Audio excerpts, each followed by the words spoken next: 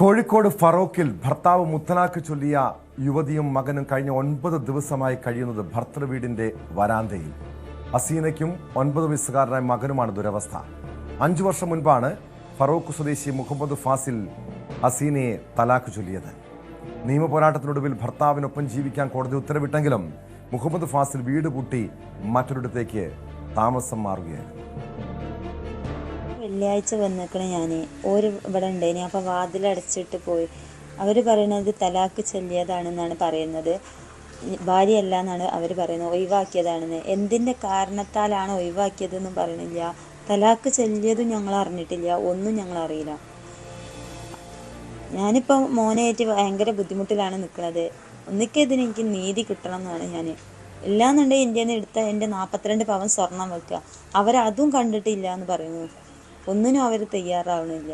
ഓരോ കൂടെ ജീവിക്കാനുള്ള ഓർഡർമേലാണ് ഇപ്പം ഞാൻ ഇവിടെ വന്ന് നിൽക്കുന്നത്.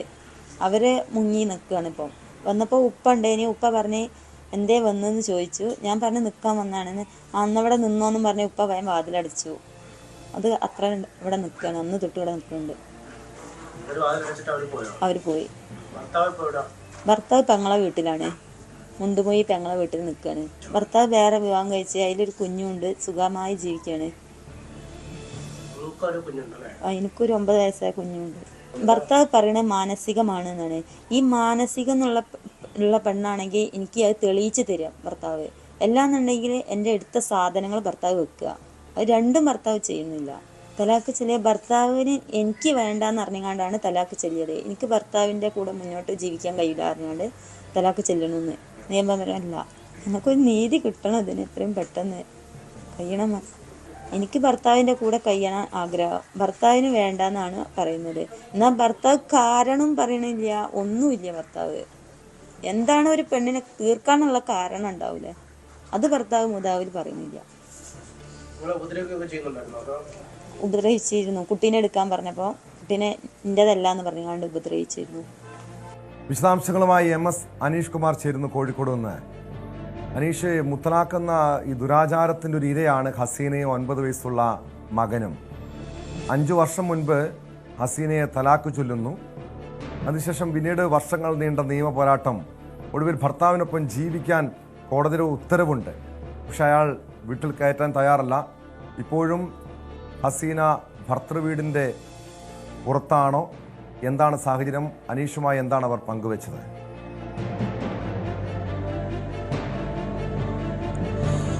ടോം, 2015 ഇവരുടെ വിവാഹം കഴിഞ്ഞത്. അതിനുശേഷം കുട്ടി ഉണ്ടാവുന്നു. തുടർന്ന് കുട്ടി ഉണ്ടായ ശേഷം പിന്നീട് ഭർത്താവിൻ്റെ പെരുമാറ്റത്തിൽ വലിയ അസ്വാഭാവികതകൾ ഉണ്ടാവുകയായിരുന്നു. ഭാര്യയെ സംശയം എന്ന രീതിയിലേക്ക് മാറുന്നു. കുട്ടി ഇയാളുടെ തന്നെ ആണോ എന്ന സംശയം പ്രകടിപ്പിക്കുന്നു. പിന്നീട് നിറം കുറവാണ്, വിദ്യാഭ്യാസം കുറവാണ്, സൗന്ദര്യമില്ല എന്നൊക്കെ പറഞ്ഞ് പലപ്പോഴും ഇവരെ ക്രൂരമായ പീഡനങ്ങൾക്ക് ഇരയാക്കിയതായി ഇവർ പറയുന്നു. ഇതിനുശേഷമാണ് പള്ളിയിൽ നിന്നും ഈ തലാഖ് ചൊല്ലിക്കൊണ്ടുള്ള ഒരു കത്ത് അയച്ചത്. അല്ലാതെ ആ തലാഖ് ചൊല്ലിയതിൽ പറയുന്നതും ഈ ഭാര്യയായ ഹസീനയ്ക്ക് താല്പര്യമില്ലാത്തതുകൊണ്ട് ഈ ബന്ധത്തിൽ നിന്നും ഒഴിവാകുന്നു എന്ന രീതിയിലാണ്. പക്ഷേ ഇത്തരത്തിലൊരു അതൃപ്തി അല്ലെങ്കിൽ ഭർത്താവിനോടൊപ്പം കഴിയുന്നതിൽ താൻ ഒരു വിയോജിപ്പ് ഒരു ഘട്ടത്തിലും പ്രകടിപ്പിച്ചിരുന്നില്ല എന്നാണ് ഇവർ പറയുന്നത്. മറിച്ച് ഭർത്താവിന് മറ്റൊരു സ്ത്രീയോട് അടുപ്പമുണ്ടായപ്പോൾ അതൊരു വിവാഹത്തിലേക്ക് മാറുകയും അതിനെ തന്നെ ഒഴിവാക്കുകയും ചെയ്തു എന്നാണ് ഇവർ പറയുന്നത്. എന്തായാലും 5 വർഷം മുമ്പാണ് ഈ തലാഖ് ചൊല്ലിയത്. അതിനുശേഷം പലവട്ടം വീട്ടിലേക്ക് കയറാൻ ശ്രമിച്ചെങ്കിലും ഇവർ പലപ്പോഴും ഈ വീട്ടിലേക്ക് എത്തുമ്പോൾ വീട് പൂട്ടി പുറത്തേക്ക് പോകുന്ന ഒരു സാഹചര്യം, അല്ലെങ്കിൽ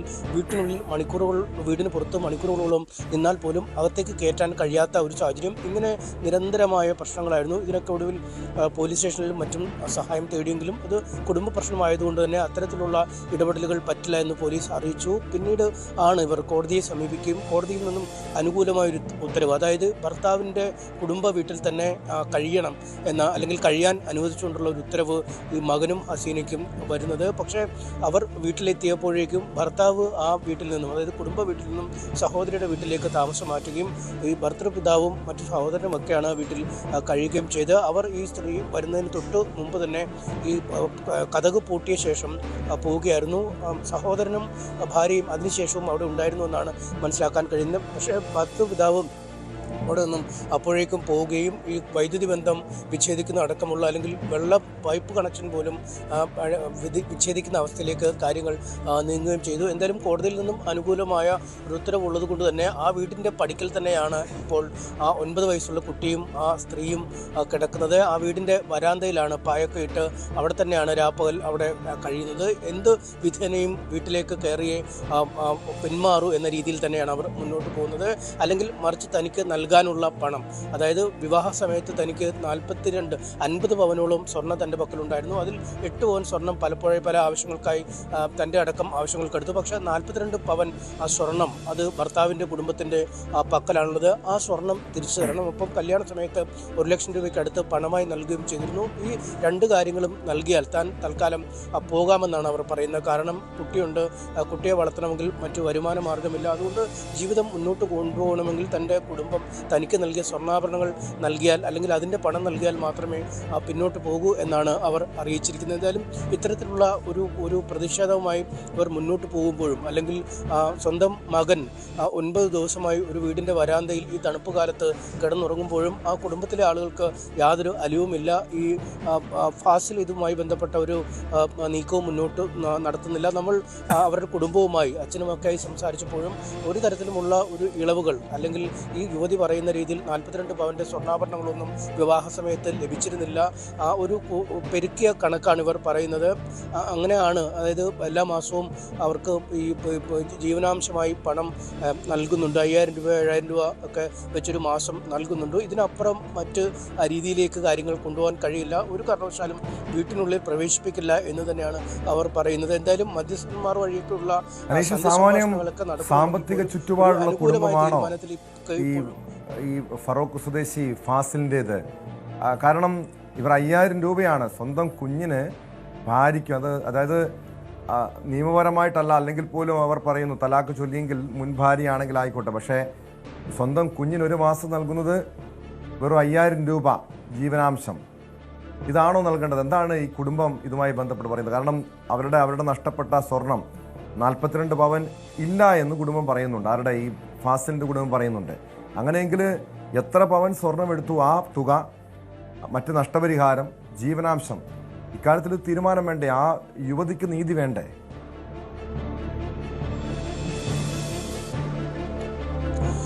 വലിയ സമ്പന്നമായ ഒരു കുടുംബമൊന്നുമല്ല. ഒരു ഇടത്തരക്കാരെന്ന രീതിയിൽ ജീവിക്കുന്നവരാണ് ഫാസിലും കുടുംബവും. വീട് ഉണ്ട്, ഒരു ഇരുനില വീടുണ്ട്. അത് അപ്പുറം വലിയൊരു സാമ്പത്തിക സ്ഥിതി ഇല്ല എന്നാണ് മനസ്സിലാക്കാൻ കഴിയുന്നത്. പക്ഷേ അപ്പോഴും ഈ യുവതി പറയുന്നത് തൻ്റെ സ്വർണം ഈ വീട്ടുകാർ എടുത്തിരുന്നു. ആ സ്വർണം മടക്കി നൽകാൻ എന്താണ് ബുദ്ധിമുട്ട്, അല്ലെങ്കിൽ ആ സ്വർണം മടക്കി നൽകിയാൽ തനിക്ക് പോകാം. കാരണം മുന്നോട്ട് ഈ 9 വയസ്സുകാരനായൊരു കുട്ടിയുണ്ട്. കുട്ടിയുടെ പഠനമടക്കമുള്ള കാര്യങ്ങൾ മുന്നോട്ട് പോകണം. ഈ ഫാസിലാവട്ടെ മറ്റൊരു സ്ത്രീയെ വിവാഹം കഴിക്കുകയും ഒരു കുട്ടിയുമുണ്ട്, ഒരു ചെറിയ കുട്ടി ഉണ്ട് അയാൾക്ക്. അതുകൊണ്ട് അങ്ങനെ ഒരു വഴിയിലൊരു വിലങ്ങുതടിയായി നിൽക്കാൻ അല്ലെങ്കിൽ തന്നോടൊപ്പം ജീവിക്കാൻ താല്പര്യമില്ലാത്ത, അല്ലെ തന്നെ തള്ളിപ്പറയുന്ന ഒരാൾക്കൊപ്പം ജീവിക്കണമെന്ന് തനിക്ക് നിർബന്ധമില്ല. പക്ഷേ ജീവിതം മുന്നോട്ട് പോകാൻ മറ്റു മാർഗമില്ലാത്ത സാഹചര്യത്തിൽ തന്നിൽ നിന്നും എടുത്ത സാമഗ്രികളെങ്കിലും മടക്കി നൽകാതെ മുന്നോട്ട് പോകാൻ കഴിയില്ല എന്നാണ് പറയുന്നത്. ഒപ്പം ഈ കുട്ടിക്ക് ചില ആരോഗ്യ പ്രശ്നങ്ങളൊക്കെ ഉണ്ടെന്നും അവർ പറയുന്നുണ്ട്. അതുകൊണ്ട് കുട്ടിയുടെ ചികിത്സ അടക്കമുള്ള കാര്യങ്ങൾ നടത്തണം. കുട്ടിയുടെ വിദ്യാഭ്യാസമുണ്ട്. എന്തായാലും ഈ സ്കൂൾ അവധിയായതുകൊണ്ട് ഈ സ്കൂളിൽ പോകുന്ന അടക്കമുള്ള കാര്യങ്ങൾ ഇപ്പോൾ നടക്കേണ്ടതില്ല. പക്ഷേ വീണ്ടും ഈ ഒരു വരാന്തയിലെ ജീവിതം തുടരുകയാണെങ്കിൽ ആ കുട്ടിയുടെ ഒരു വിദ്യാഭ്യാസ ഭാവി അടക്കമുള്ള കാര്യങ്ങൾ ഒരു ചോദ്യചിഹ്നമായി മാറുന്നുണ്ട്. വിവാഹം കഴിഞ്ഞ് പോയ ശേഷവും കഴിഞ്ഞ 5 വർഷമായി, അല്ലെങ്കിൽ ഈ കേസും നടപടിക്രമങ്ങളും ഒക്കെ നടക്കുമ്പോൾ 5 വർഷമായി സ്വന്തം വീട്ടിൽ തന്നെ അഭയാർത്ഥിയായ പോലെ കഴിയേണ്ടി വരുന്ന ഒരു സാഹചര്യമുണ്ട്. അത്തരത്തിലുള്ള സമ്മർദ്ദങ്ങൾ ഒരു വശത്ത്, മറുവശത്ത് ഈ ഭർതൃഗൃഹത്തിൽ പ്രവേശിക്കാൻ കഴിയാത്ത ബുദ്ധിമുട്ട്, ഒപ്പം തൻ്റെ കൈവശമുണ്ടായിരുന്ന സ്വർണ്ണാഭരണങ്ങൾ പൂർണ്ണമായും എടുത്ത ശേഷം അത് തിരികെ ലഭിക്കാത്ത സാഹചര്യം. അങ്ങനെ ഒരുപാട് സങ്കീർണമായ പ്രശ്നങ്ങളിൽ വലയുകയാണ് ആ യുവതി എന്ന് മനസ്സിലാക്കുന്നു. പക്ഷേ എന്താണ് അടിസ്ഥാനപരമായ കാരണമെന്ന് നമ്മൾ ഈ കുടുംബത്തോട് ചോദിക്കുമ്പോഴും, എന്തുകൊണ്ട് പിരിയേണ്ടി വരുന്നു എന്ന് ചോദിക്കുമ്പോഴും കൃത്യമായ ഉത്തരം പറയുന്നില്ല. മറുവശത്ത് ഈ യുവതിയുടെ ഒരു സ്വഭാവ ഹത്യ നടത്തുന്ന രീതിയിലുള്ള പെരുമാറ്റങ്ങൾ ഈ കുടുംബത്തിൻ്റെ ഭാഗത്തുനിന്നും ഈ ഭർത്താവിൻ്റെയും ഭർത്തൃമാതാവിൻ്റെയും ഒക്കെ ഭാഗത്തുനിന്നും ഉണ്ടാവുന്നെന്നും യുവതി പറയുന്നുണ്ട്. വലിയ സംശയമനോടുകൂടിയാണ് യുവതി യുവതിയെ പലപ്പോഴും നോക്കുന്നത്. സാധാരണ നമുക്കറിയാം ഈ കുട്ടിയുടെ പിതൃത്വത്തെ പറ്റി പോലും ചർച്ചകൾ നടത്തുമ്പോൾ അല്ലെങ്കിൽ അതിനെ പോലും സംശയമുനയിൽ നിർത്തുന്ന ഒരു സാഹചര്യം ആ വീട്ടിൽ ഉരുത്തിരിച്ചു കഴിഞ്ഞിട്ടുമുണ്ട്. എന്തായാലും ഒരു ഒത്തുതീർപ്പ് തന്നെയാണ് വേണ്ടത്. ഈ അവരുടെ നഷ്ടപ്പെട്ട സ്വർണം തിരികെ നൽകുക അല്ലെങ്കിൽ അവർക്ക് ഉചിതമായ ഒരു പരിഹാര തുക നൽകി ഇത് ഒഴിവാക്കുക എന്നത് തന്നെയാണ് മുന്നിലുള്ള മാർഗം.